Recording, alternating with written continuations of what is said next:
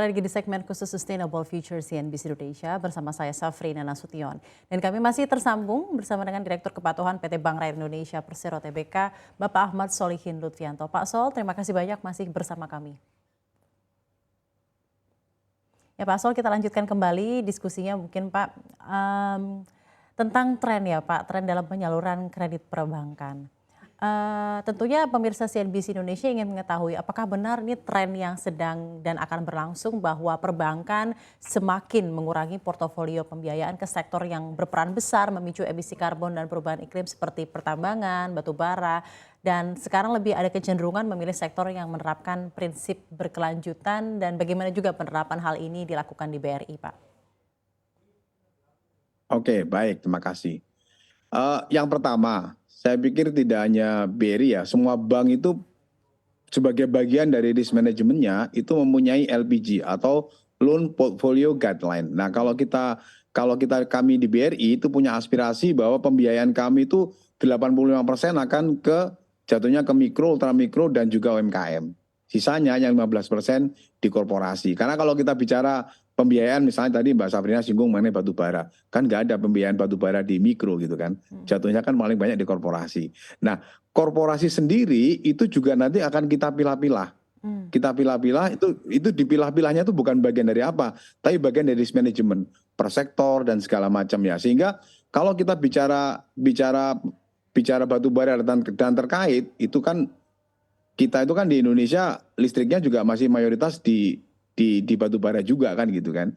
Nanti kalau pembiayaan langsung di stop, nanti bagaimana dengan kontinuitas dari suplai listrik untuk Indonesia dan seterusnya. Sehingga kalau batu bara itu kita portofolionya itu kurang lebih sekitar 3% lah dari total portofolio BRI dan juga yang related kan begitu. Nah, kalau komitmen kami di BRI tentu ke depan itu akan terus memperbesar porsi dari pembiayaan hijau. Nah, tapi kan untuk negara seperti Indonesia, Mbak Safrina, challenge-nya adalah bukan kami itu di perbankan, termasuk BRI, itu tidak mau membiayai sektor hijau. Tapi green project itu very limited di negara seperti Indonesia ini gitu loh. Saya ulangi, green project itu sangat limited di negara seperti Indonesia. Kita kan paling punya MRT, LRT, terus juga renewable energy, di beberapa tempat ada pusat listrik tenaga air, ada pusat listrik tenaga bayu dan sebagainya. Itu pun kalau kami di BRI itu kira-kira porsinya hanya 79,4 triliun. Dari porsi kredit BRI yang di atas 1.000 triliun itu kalau diprosentasekan seolah jadinya kecil. Nah, ini tolong jangan ditafsirkan bahwa kami di BRI tidak ini, tapi lebih ke potensi dari green project-nya ini kan untuk meningkatkan porsi green project ini kan juga tidak hanya dari sisi bank, dari sisi pemerintah dan pelaku industri kan juga harus ada kan gitu. Gitu Mbak Jadi Safrina. memang seperti yang tadi Anda sampaikan, green project is very limited gitu ya Pak Sol ya? Untuk Indonesia. Untuk Indonesia. Nah baik.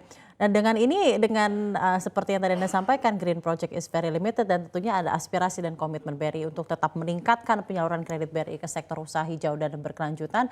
Bagaimana Anda melihat target BRI terkait peningkatan portofolio bisnis di sektor usaha yang bersifat hijau dan berkelanjutan mungkin sampai tahun depan Pak? Dan apa saja strategi untuk mencapai target-target ke sana Pak? Jadi gini, kalau kita bicara sebelum saya menjawab pertanyaan ya, satu, BRI sangat komited untuk pembiayaan ke berkelanjutan. Porsi pembiayaan berkelanjutan BRI itu naik dari waktu ke waktu. Tahun 2020 porsinya sekitar 62,5% dari total penyaluran kredit BRI yang naik menjadi 67,2% di tahun 2023. Itu equal dengan 730 sekian triliun ya Mbak. Itu pun kalau kita mau pilah, porsinya jatuhnya masih dominannya di UMKM. Pembiayaan hijaunya tadi kan saya ingat cuma 7,3%. Tapi kalau pertanyaannya adalah komitmen jangka menengah dan jangka panjang, nah karena potensinya adalah untuk negara seperti Indonesia itu profilnya masih dominan di pembiayaan ke UMKM, jadi kita jangka menengah jangka panjang BRI akan tetap komit dan fokus pada pembiayaan segmen UMKM. Itu untuk bagian dari sustainable finance-nya ya. Melalui apa? Tadi Mbak Safrina kan juga tanyakan strateginya. Strategi itu kita lakukan dua. Yang pertama adalah atas dukungan pemerintah, BRI itu sekarang sudah mempunyai holding ultramikro. Itu siapa? Itu adalah BRI, Pegadaian dan PNM. Ini customer base-nya tuh luar biasa besar. Jadi kita fokus saja menggarap customer base itu sudah cukup untuk mengcover pertumbuhan katakanlah di pinjaman kita double digit gitu. Kita harus fokus ke sana. Tapi apakah cukup demikian? Tentu tidak. Tentu harus ada diikuti dengan perbaikan di proses bisnisnya. Itu adalah dengan digitalisasi. Kita juga upgrade kapasitas dari teman-teman marketingnya, baik di RM maupun teman-teman di PNM, Nao Mekar dan sebagainya. Sehingga dan dukungan dari agen Briling yang sekarang hampir 700.000 itu akan sangat luar biasa.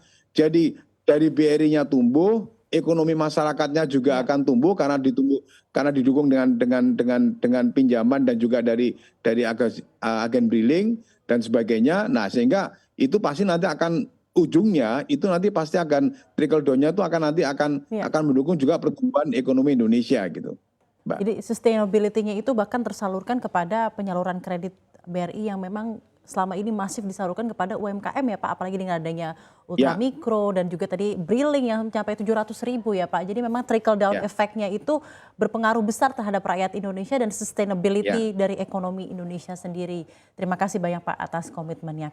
Dan kita masih berbicara mengenai prinsip berkelanjutan, mungkin Pak, dan tentunya seperti yang tadi bilang, berkelanjutan ini banyak dimensinya. Tidak hanya pengaruhan ke green financing tapi juga terhadap UMKM, terhadap masyarakat gitu ya. Itu juga berkelanjutan karena itu menimbulkan efek-efek sosial yang ada juga gitu ya terhadap nasabah BRI. Nah, dari sisi operasional perusahaan sendiri Pak, bagaimana penerapan prinsip berkelanjutan ini di dalam operasional perusahaan BRI sejauh ini? Apa yang mungkin akan dibenahi terkait penerapan prinsip berkelanjutan dalam operasional perusahaan baik untuk jangka pendek maupun jangka panjangnya Pak? Ya, jadi kalau bicara operasional, Mbak Safrina, itu menurut saya ada dua utama itu. Yang pertama adalah unsur manusianya, yang kedua adalah dari sisi proses bisnisnya gitu kan. Karena kita nggak akan pernah sustain, kita operasional kita nggak akan pernah optimal ketika kita nggak mengedres isu mengenai manusianya. Dari sisi human capital, tentu BRI sudah banyak inisiatif yang dilakukan. Kita punya namanya talent management system yang itu sudah mengatur bagaimana mulai dari proses rekrut, retrain, develop dan sebagainya gitu ya. Itu yang terus kita validasi dan kita perbaiki, terutama dengan BRI yang semakin besar. Kita akan sekarang kalau kita bicara BRI nggak hanya BRI tapi juga BRI Group. Ada teman-teman dari PNM, Pegadaian, dari Dana Reksa dan sebagainya gitu ya. Nah, dari proses bisnis itu juga terus kita lakukan. Nah, part of ESG roadmap yang tadi sudah saya sampaikan itu kita terus berusaha menekan emission. Sehingga kita berharap nanti ini aspirasinya align dengan pemerintah, dengan kita melakukan eco operational efficiency, kita melakukan carbon avoidance initiative, kita melakukan inisiatif juga zero waste to landfill. Harapannya nanti tahun 2030 ini align dengan NDC dari pemerintah, National Development Contribution, yang harapannya akan turun sekitar 30% kalau dari pemerintah sampai 40% dengan bantuan. Nah, BRI juga dalam roadmap ESG-nya itu akan menurunkan emisi sekitar 30 sampai 40%. Dan kita akan betul-betul netral, net zero carbon emission, ya, baik terutama untuk skop 1 dan skop 2 itu tahun 2050 gitu, Pak.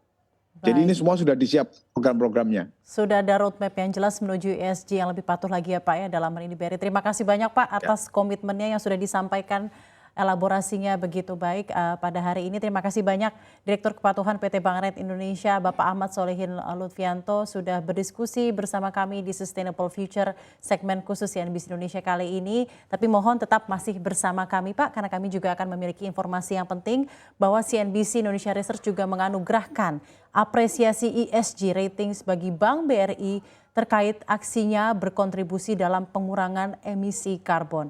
Apresiasi ini diberikan berdasarkan riset yang mendalam pada langkah konkret perusahaan dalam mendukung target Indonesia menuju netral karbon di 2060.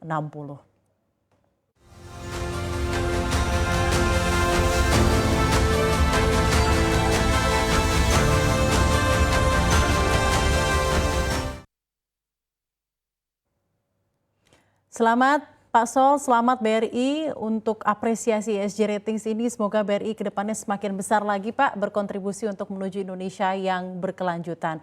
Pak Solihin mungkin ada kesan pesan Pak terkait apresiasi ini, silahkan Bapak. Yang pertama, atas nama manajemen BRI dan seluruh insan brilian, kami mengucapkan apresiasi yang setinggi-tingginya dan terima kasih kepada CNBC yang telah menganugerahkan ESG Award ya kepada BRI. Nah tentu award ini buat kami menjadi semacam cambuk gitu ya untuk yang mungkin kemarin sudah dilakukan itu tetap harus kita lakukan, bahkan kita accelerate prosesnya. Sehingga apa yang sudah dilakukan BRI tidak sekedar menjadi dalam artian policy, tapi betul-betul ditunaikan, dikerjakan, dan yang paling penting manfaatnya, benefitnya itu bisa dirasakan tidak hanya oleh pekerja BRI, tapi juga oleh nasabah dan juga oleh seluruh stakeholder dan masyarakat luas. Dirasakan oleh semua pihak ya Pak ya. Terima kasih banyak. Ya. Sekali lagi Pak Sol, Direktur Kepatuhan BRI, Bapak Ahmad Solihin Lutfianto sudah berdiskusi bersama kami. Sekali lagi selamat untuk apresiasi ESG Ratings-nya yang sudah berhasil diraih. Pak Sol, sehat dan sukses selalu untuk Anda Pak. Sama-sama Mbak Safrina, sukses selalu.